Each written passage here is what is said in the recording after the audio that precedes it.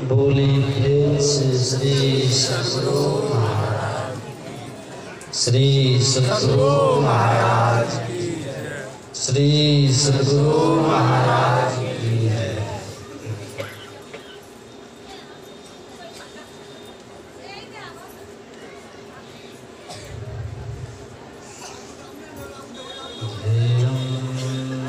सदा परिभवनभीष्टदोहम्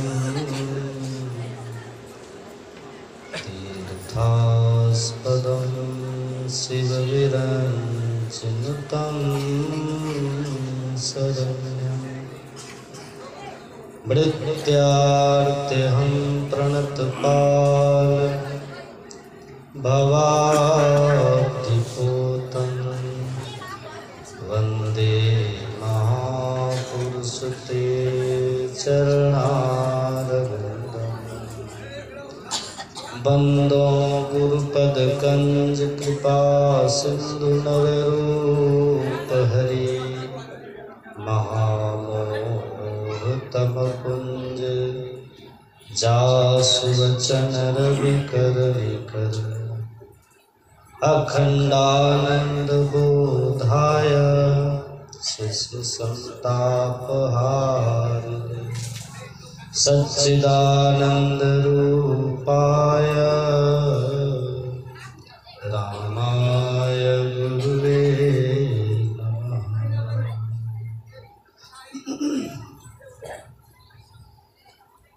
मंचासीन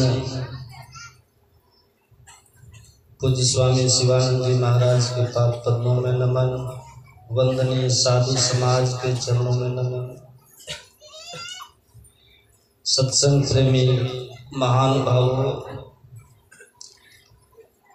धर्मानुरागिनी माताओं तथा धर्मशिला बहनों,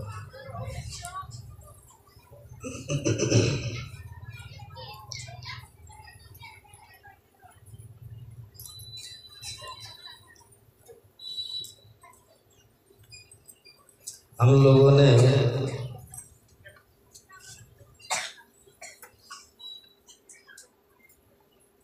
अभी भगवान श्री राम के उपदेशों में और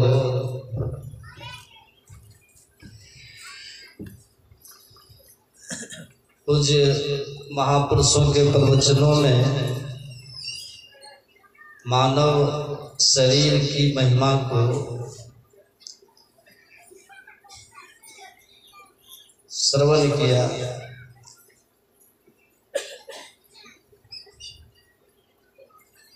भगवान श्री राम ने कहा कि आपको यह मनुष्य का शरीर बड़े भाग्य से मिला है।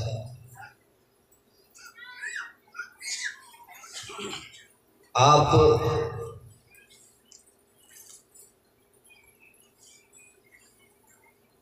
ईश्वर अंश जीव अविनाशी है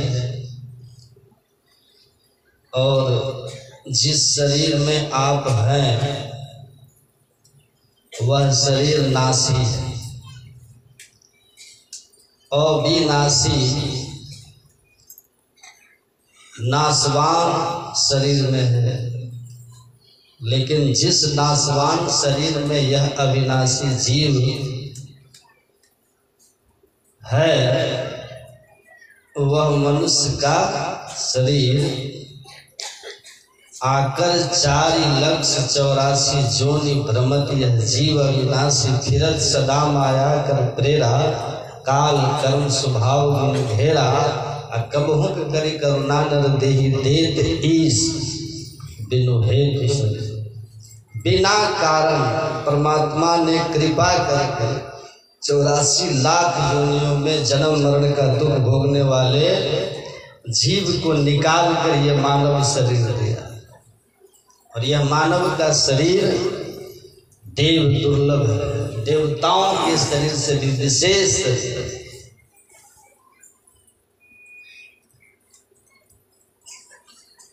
गरुड़ पुराण में भगवान विष्णु गरुड़ के संवाद में मनुष्य शरीर की महिमा को सुनाते हुए भगवान विष्णु ने कहा कि जो मनुष्य शरीर है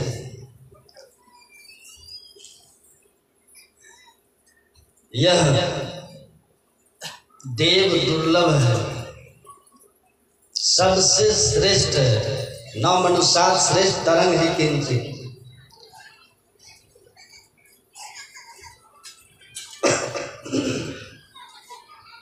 भगवान कहते हैं कि मनुष्य शरीर से श्रेष्ठ कोई शरीर नहीं, देव शरीर भी नहीं। सुन रहे थे ना, बाबा सुना रहे थे। साधनों का धाम है और मोक्ष के द्वार से युक्त है। यह शरीर मोक्ष का आपने कल जो लोग थे उन लोगों ने सुना कि मोक्ष का अर्थ होता है जीव की वह अवस्था जब वह सारे दुखों से छूटा होता है, और ऐसा छूटा होता है कि पुनर्दुख नहीं होता। गहरी नींद में भी हम दुख से छूटे होते हैं। गहरी नींद जब स्वप्न से भी आप नीचे उतर के गहरी नींद में होते हैं, उस समय आपको कोई दुख नहीं होता है, किंतु वह दुख मोक्ष की अवस्था नहीं, वो घोर अज्ञानता की अवस्था है। वहाँ अपना भी बोध नहीं होता, और जागने के बाद क्या होता है, फिर हमको दुख पकड़ लेता है। लेकिन मोक्ष की अवस्था जो है ऐसी अवस्था है जहाँ कोई दुख ही नहीं होता और अज्ञानता भी नहीं, पूर्ण ज्ञान होता है, सर्वज्ञता होती है। मोक्ष में हम सर्वज्ञ होते हैं। अहम ब्रह्मास्मि, मैं ब्रह्म हूँ, मैं अविनाशी हूँ, अनंत हूँ, ऐसा बोध होता है, और जन्म मरण कुछ शेष नहीं होता। उस अवस्था को प्राप्त करना मानव जीवन का लक्ष्य है। इसीलिए केवल और केवल 84 लाख योनियों में एक मनुष्य शरीर में ही परमात्मा ने वह रास्ता दिया, और सद्गुरु महाराज समेत सभी संतों की वाणियों में और ग्रंथों में है कि आप केवल इसीलिए सबसे श्रेष्ठ हो, देवताओं से भी श्रेष्ठ हो, क्योंकि एक व्यवस्था केवल नर ही तन से मुक्ति को पाओ हो, याते यातन दुर्लभ मुक्ति कमाओ। यह व्यवस्था केवल आपके अंदर मोक्ष की प्राप्ति, और कहीं नहीं। इसीलिए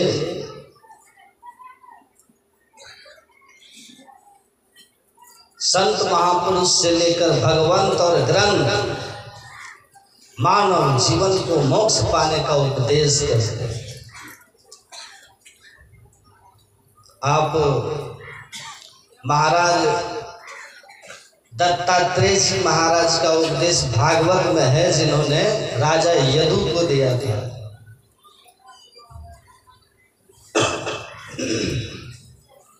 राजा यदु को उपदेश करते हुए उन्होंने कहा कि यह प्राप्त मानुष्य लोके मोक्ष द्वारा मपावृतम गृहेषु सक्तस खगवत तमारूढ़म च्युतम विदुः। यही तन कर फल विषय न भाई, स्वर्ग और स्वल्प अंत दुखदाई, नर्तन पाए विषय मन देहि पलटि सुधाते सठ विषय। यही बात कि मनुष्य शरीर पाकर विषय को भोगना जीवन का लक्ष्य नहीं है, स्वर्ग पाना जीवन का लक्ष्य नहीं है। भगवान राम कहते हैं स्वर्ग और स्वर्ग भी पुण्य चिन्ह होने पर पतन के गर्त में पहुंचाता है, फिर 84 का चक्र लग जाता है। अभी आप सुन रहे थे? देखिए चींटी भी इंद्र कवि था, सुने? चींटी भी एक चीज मुझे अनुभव होता है एक जगह के सत्संग में कि जो बातें ग्रंथों में लिखी गई है वो हमारे ग्रंथ में, जो हम लोग अपने को वैदिक धर्मावलंबी हिंदू करते हैं, हमारे धर्म ग्रंथ में है, वेद में है, महाभारत में है, रामायण में है और पुराणों में भी है। अगर उन बातों को, क्योंकि ग्रंथ में लिखे हैं, महापुरुषों ने लिखे, अगर उन बातों का हम लोगों को कहते हैं तो बहुत सारे लोगों को लगता है कि अरे ये लोग नास्तिक क्या बोल रहा है। गुरु महाराज कहा करते थे, बड़ा अफसोस, स्वामी विवेकानंद जी की किताब में लिखा है कि स्वामी विवेकानंद जी ने कहा कि एक मिशन के तहत भारत के अध्यात्म ज्ञान को नष्ट कर दिया गया और इस मिशन में हमारे देश के ही लोग शामिल थे जो धर्म को धंधा बना रखे थे, जिनका मिशन था धर्म हमारा धंधा हो, उस मिशन में शामिल रहे। इसीलिए जिस ज्ञान के कारण भारत धर्मगुरु कहलाता है, उस ज्ञान को सुनाने लगते हैं ना तो बहुत सारे लोगों को तकलीफ होने लगती है। अब इंद्र का चींटी बनने की कथा तो पुराण में ही है ना, जिसने वेदव्यास जी ने लिखा है। उसी रामायण में है वाल्मीकि ने, जिसमें राम की महिमा का गुणगान किया है कि भगवान श्री राम और हनुमान जी का संवाद है रामायण में। वाल्मीकि का मूल रामायण कि भगवान श्री राम हनुमान जी को कुछ उपदेश कर रहे थे, उसी समय एक कुत्ता छींक मार देता है और उसके नाक से एक कीड़ा गिरता है और उस कीड़े को देख करके रहस्यमय मुस्कान से भगवान राम मुस्कुराते हैं। और हनुमान जी विवेकवान है, विद्यावान गुणी अति चाचा, वो तुरंत समझ जाते हैं कि ऐसे महापुरुष गंभीर वार्ता करते हुए इस तरह से क्यों मुस्कुरा उठे। तो उन्होंने पूछा, भगवान आपके इस रहस्यमय मुस्कान का क्या कारण है? कहा भगवान राम कि ये जो कुत्ता छींका ना, इसके नाक से एक जो कीड़ा गिरा, उस कीड़े को देखकर मुझे हंसी आ गया। और हनुमान जी ने तत्क्षण पूछा हाथ जोड़ते हुए कि भगवान इस कीड़े के पीछे की कहानी क्या है, क्योंकि आप तो सब कुछ सब जन्म जानते हो। भगवान कृष्ण अर्जुन से कहा था ना, हमारे और तुम्हारे बहुत जन्म हो गए, न त्वमाहं जातुनासम न त्वनिमि जनाधिपा न चैव, हमारे और तुम्हारे बहुत जन्म हो गए। ऐसा कभी नहीं था कि मैं नहीं था, तुम नहीं थे और ये राजा लोग नहीं थे, और न कभी ऐसा होगा जब मैं न होगा तुम नहीं होगे और ये राजा लोग नहीं होंगे। तो वो शरीर के लिए नहीं कह रहे थे, किसके लिए कह रहे थे? उनके अंदर परमात्मा भी अमर और परमात्मा का अंश भी अमर। तभी तो कबीर साहब कहते थे, मैं क्यों मरी हूँ, मैं क्यों मरूंगा, जो मैं हूँ ईश्वर अंश जीव अविनाशी, मैं क्यों मरी हूँ? हरि मरी हो तो मैं मरी हूँ, हरि ना मरे हम काहे मरे हो। परमात्मा मरते हो तो मैं मरूंगा, परमात्मा नहीं मरते तो मैं भी नहीं मरूंगा। हम अविनाशी तत्वतः वही है जो ईश्वर है, और ईश्वर को जान लिया तो हम टोटली वही है जो ईश्वर है।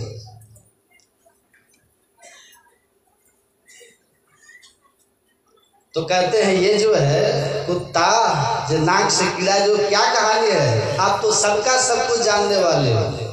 तो भगवान श्री राम ने कहा, हनुमान जी आप बहुत ही बुद्धिमान, आपने ठीक समझा। ये जो कुत्ते के नाक से निकला हुआ कीड़ा है, ये किसी एक दूसरे ब्रह्म, कई ब्रह्म लोग हैं, रोम रोम ब्रह्मांड में देखत तुलसीदास, ये एक ब्रह्मांड के एक ब्रह्मा विष्णु महेश है।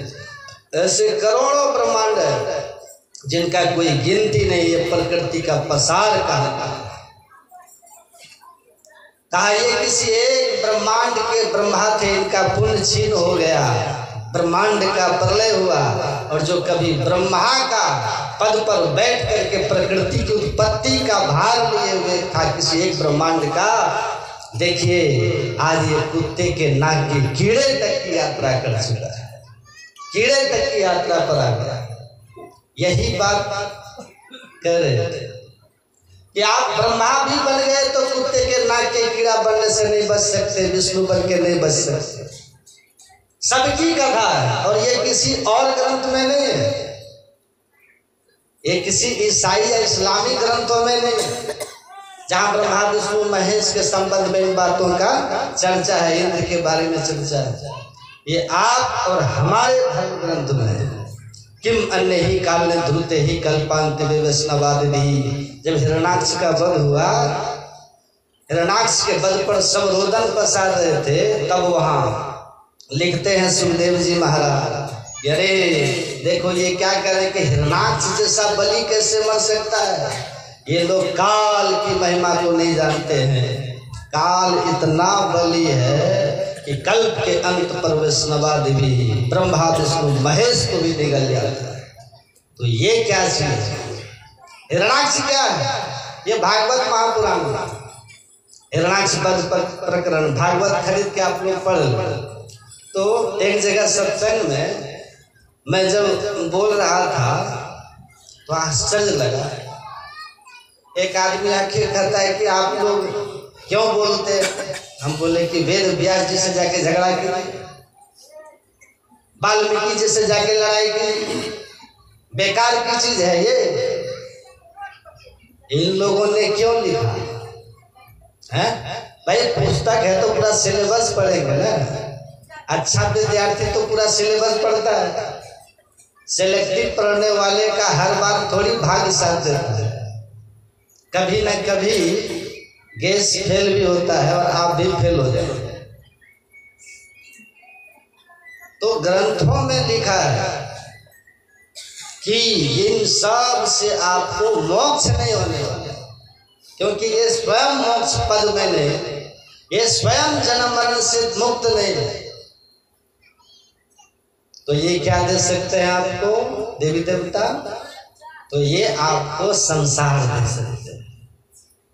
लिखा है इनकी तप तपस्या करके प्रसन्न कर लोगे तो ये संसार की वस्तु आपको वर के रूप में दे सकते हैं, बेटा दे सकते हैं, नौकरी दे सकते हैं, धन दे सकते हैं, है कि नहीं?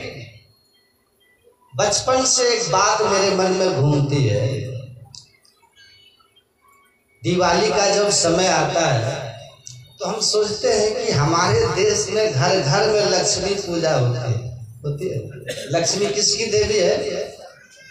धन की। लक्ष्मी पूजा तो हमारे देश के घर घर में होती है, हर घर में लक्ष्मी की मूर्ति भी है।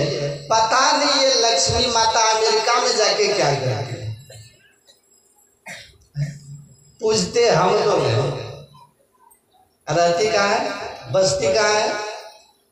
अमेरिका में। जो अमेरिका वाले जानते भी नहीं कि लक्ष्मी जी होती क्या है। आप किसी से पूछ, यूरोपियन से पूछ दो, France, England, Italy, Japan, Germany, ये जो अमीर देश है, अमेरिका, कनाडा, ऑस्ट्रेलिया, वहाँ के किसी आदमी से पूछ दो, do you know what is Lakshmi? No no, न वो लक्ष्मी देवी को जानते हैं न पूजते, और सारा संपत्ति उधर ही है कि नहीं? तो मन में बचपन से होता है। आज तक किसी ने जवाब नहीं दिया कि हम लोग पूछ पूछ के मर गए, फिर भी हमारे घर क्यों नहीं आते? सारी जिंदगी हम कहते रहे लक्ष्मी घर दरिद्र बाहर, और लक्ष्मी बाहर है अमेरिका इंग्लैंड में घूम रही है। आज तक हमारे प्रधानमंत्री दुनिया में घूम के कहते हैं लक्ष्मी से मेरे देश में आओ, आती ही नहीं है। जा रहे लक्ष्मी के लिए जाते हैं ना कि आपके देश में लक्ष्मी जी आके बसी है, जरा मेरे देश में लेके चलो। तो हम लोग पूछ पूछ के मर गए, यात्रा कर कर के मर गए कि भैया थोड़ी लक्ष्मी लेके आओ, पर आती ही नहीं। थोड़ी बहुत क्रिया करते हैं तो आ भी जाते हैं, हम लोग खूब खुश होते हैं। अमेरिका से इन्वेस्टमेंट का करोड़ों का आता है, लक्ष्मी ही तो आती है। तो आपको ये भगवान विवेक दिए, जरा खोल के समझो, इसको समझिए ठीक से। तो थोड़ा बहुत तो देवी देवता दे देंगे, लेकिन बहुतायत में तो उसकी अलग व्यवस्था है भाई। वो जैसे आगे बढ़े वो लोग आपको समझना होगा। इसलिए स्वामी विवेकानंद कहते थे कि भौतिकता का उत्थान के लिए यूरोप से सीखो, और भौतिकता के उत्थान में ही शांति नहीं है, इसलिए यूरोप को चाहिए और अमेरिका को चाहिए कि शांति के लिए आध्यात्मिकता भारत से तो धर्म जो है ना वो हमारे कल्याण का मार्ग है। लेकिन कबीर साहब कहते हैं ऐसी दीवानी दुनिया, अब भक्ति भाव नहीं बुझे जी, कोई आवे तो बेटा मांगे यही गोसाई दीदी, कोई आवे दुख का मारा हम पर कृपा कीजिए जी, कोई करावे ब्याह सगाई सुनत गोसाई दीजिए, सांचे का कोई आवे तो दौलत मांगे भेंट रुपया लीजिए जी, सांचे का कोई ग्राहक नहीं झूठे जगत पतीजे जी, कहे कभी सुनो भाई साधो अंधों को क्या कीजिए। अब भी आंख नहीं खुलती है, लक्ष्मी घर दरिद्र बाहर, कितनी लक्ष्मी आपके घर में आ गई, दरिद्र चले गए, दरिद्रता चली गई। अध्यात्म को जीवन में धारण करोगे तो ऐसी दरिद्रता जाएगी कि दरिद्रता कभी आएगी ही नहीं। चाह गई चिंता मिट्टी मनवा बेपरवाह, जाको कछु न चाहिए सोई सांस। पूर्ण काम आप्त काम, संसार से ऊपर उड़ जाओ।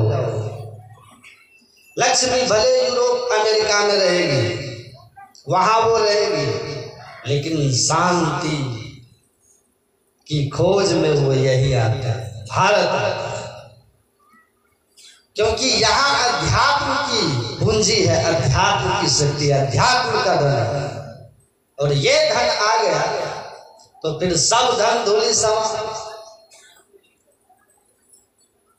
तो धर्म सुख शांति आनंद के लिए होता है, और मानव जीवन का यही कर्तव्य है कि यह मनुष्य का शरीर मिला है। भगवान विष्णु ने गरुड़ जी से कहा कि इसका लक्ष्य क्या है, अनित्यानि शरीरानि विभो नेवो शाश्वतः नित्यं संहृतं मृत्युः कर्तव्यो धर्म संग्रह। कहते हैं ये अनित्य है, ये देव दुर्लभ है, लेकिन स्थिर नहीं, नाशवान है। पानी का सा बुलबुला यह तने सा, पानी के बुलबुले के समान ये शरीर कब कहाँ नष्ट हो जाए इसके बारे में हमें कोई पता नहीं। तो अनित्यानि शरीरानि विभव नेवो शाश्वतः, कितना भी धन संपत्ति वैभव आप जमा कर लें, लेकिन वो शाश्वत नहीं है। 1 लाख की 1.25 लाख नाती जा रावण कर दिया नवा, रुपए के महल है, सोने का महल रुपए का छाजा, छोड़ी चले नगरी के राजा। आवत संग जात संगाती का भय दल बांधे हाथी, कहे कबीर अंत की बारी हाथ झाड़ जो चला जुआर। तो कितना भी धन वैभव आपने जमा किया हो, ये आपके काम नहीं आए। हारे हुए जुआरी की तरह संसार को पीछे भागने वाला हताश निराश चला जाता है। एक तो अंधेरी कोठरी तामे दियो न बाती हो, बहिया पकड़ जब ले चला कोई संग न साथ। यही भगवान राम कह रहे हैं कि यही तन कर फल विषय नहीं है।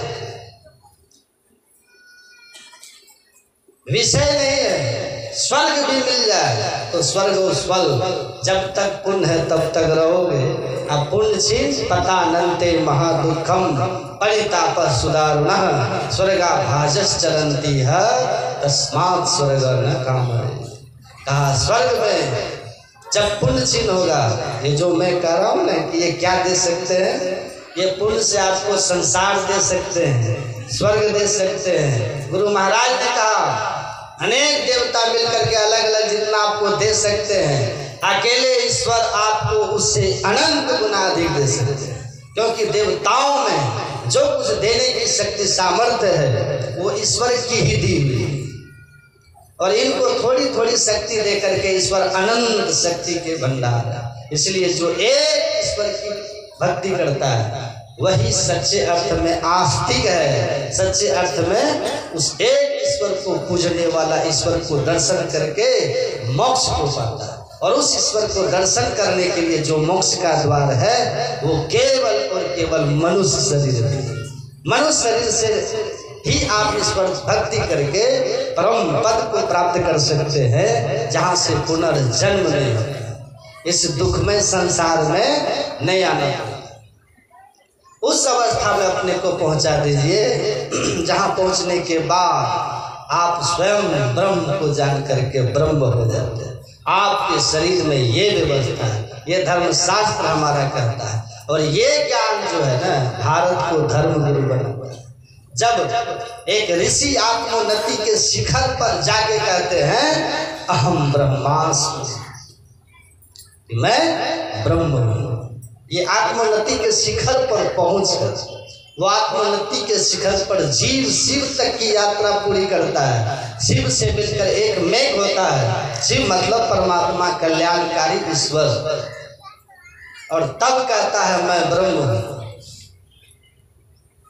वो व्यवस्था मैं ब्रह्म हूँ तक की यात्रा आप पूरी कर सकते हैं इस मनुष्य शरीर के उस दशम द्वार मोक्ष के द्वार को खोज करके, उस मोक्ष के द्वार में प्रवेश करके। इसलिए गुरु महाराज जी के प्रवचन में जो लोग कहते हैं कि ईश्वर तक जाने के अनेक रास्ते हैं, वे न अपने शरीर को जानते हैं, न वे ईश्वर स्वरूप को जानते हैं, न अपने आप को जानते हैं। मैं एक बार नहीं 1000 बार कहता हूँ, 1000 बार कहता हूँ, स्वर्ग में जाने के, वैकुंठ में जाने के, ब्रह्मलोक में जाने के, अर्थात 7 स्वर्ग में जाने के अनेक रास्ते हैं। दान करके, व्रत करके, तीर्थाटन करके या सेवा करके, अनेक तरह के, या देव मूर्तियों के जो पूजन है, मंत्र के जप हैं, इस तरह के कर्मों को करके, सत्कर्मों को, अनेक तरह के सत्कर्म हैं, किसी भी सत्कर्म के द्वारा आप पुण्य अर्जित कर, यज्ञ कर, तो हमारे गुरु महाराज कहते आप नहीं जानते हैं, शरीर के संबंध में नहीं जानते हैं, धर्म ग्रंथों के संबंध में आप नहीं जानते हैं, आप अपने स्वरूप को, ईश्वर स्वरूप को। इसलिए अनेक बार कहते हैं, जितने भी धर्म ग्रंथ हैं सब ने कहा एक बार मार्ग है, सिर्फ एक मार्ग। वेदा हमें तम पुरुषम महानतम मादित्य वर्णम तम सह परस्तात् तमेव विदिज्ञा मृत्यु में थी नान्यो पंथा विद्यते अनाया। 9 अन्य पंथा विद्यते, 9 अन्य पंथा मतलब वेद के मंत्र हैं, उस परम पद को प्राप्त करके जिससे जीव जन्म मरण के चक्र से छूटता है। आंख बंद करने पर जो अंधकार देखते हो, इस अंधकार में दशम द्वार शिव नेत्र सारक सुषुम्ना में जो अपने वृत्ति को स्थिर कर सकता है सदगुरु की बताई सदयुक्ति से, करंदार सदगुरु दृढ़ नावा भगवान राम कहते हैं। संत सदगुरु की बताई युक्ति से जैसे वो वृत्ति को स्थिर करता है, अंतः प्रकाश हो जाता है। फिर भगवान कहते हैं उसी प्रकाश होकर के उस परम पुरुष तक जाने का रास्ता है। 9 अन्य पत्ता विद्यते अनाया।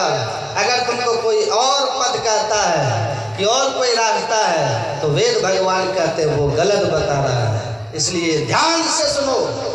सर्वंत विश्वे अमृतस्य पुत्रा आये धमानी विश्वानि तस्तु दिव्यानि तस्तु।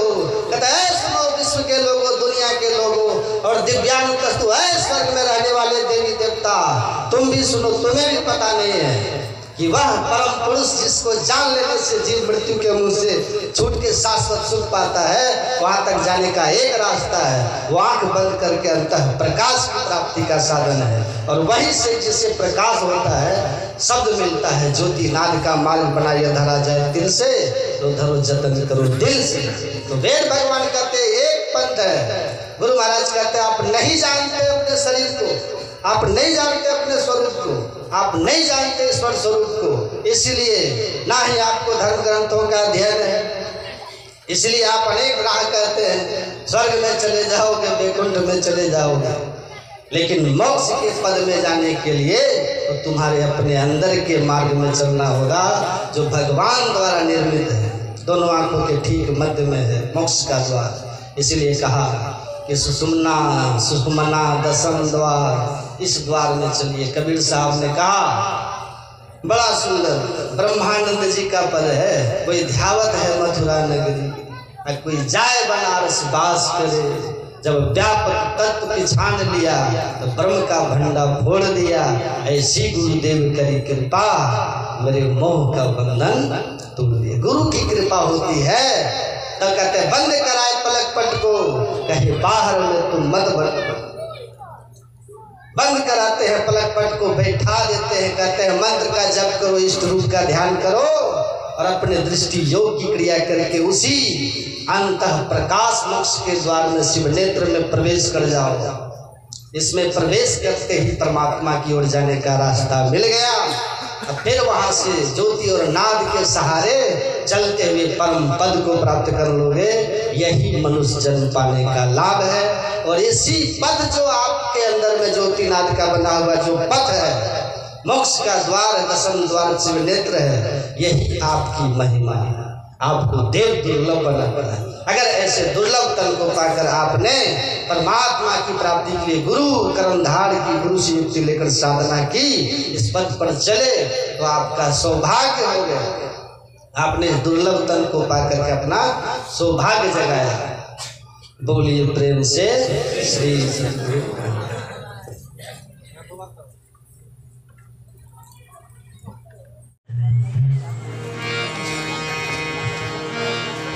सुख मनिया में मोरी नजर लागी, सुख मनिया में मोरी नजर लागी, सुख मनिया में मोरी नजर लागी, सुख मनिया में मोरी नजर लागी, नजर लागी हो, नजर लागी हो, नजर लागी, नजर लागी हो, नजर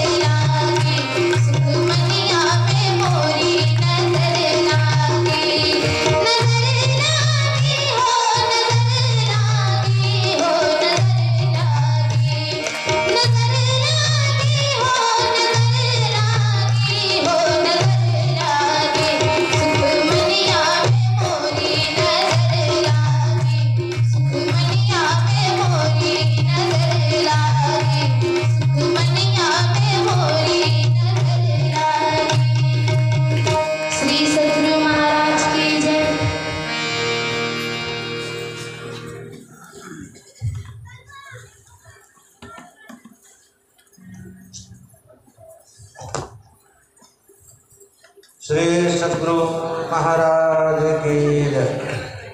आरती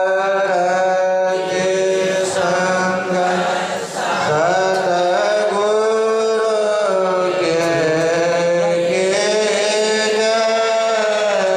अंतर जोत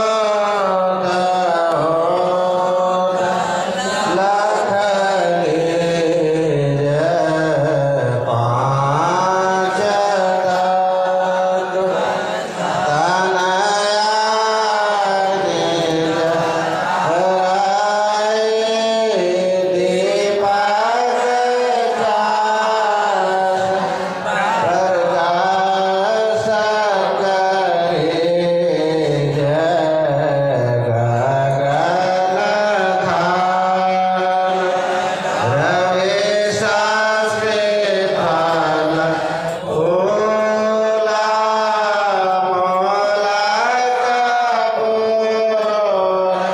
का